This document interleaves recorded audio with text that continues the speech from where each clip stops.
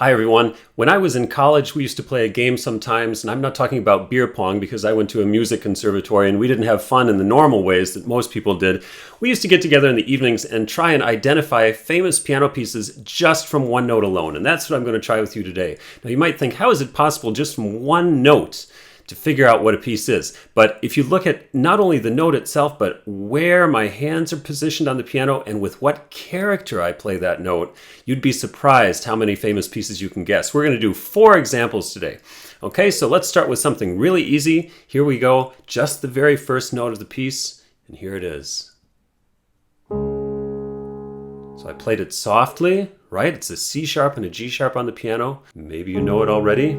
Very easy one. The answer is the Moonlight Sonata of Beethoven. Okay, on to the second example. Here we go. So this time I'm going to give you just a single middle C on the piano. Just this note. But listen to the character and look at where my hands are placed. You notice that it's probably going to go up from there, and I'll give you the first 2 notes. It is the Prelude in C major of Johann Sebastian Bach.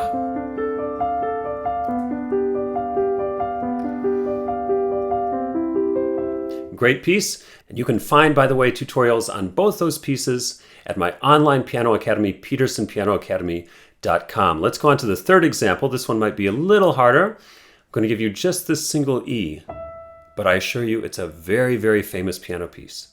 Ready? Look at where my right hand is placed, how I attack the key. It is Für Elise, or Für Elise as we often say in English.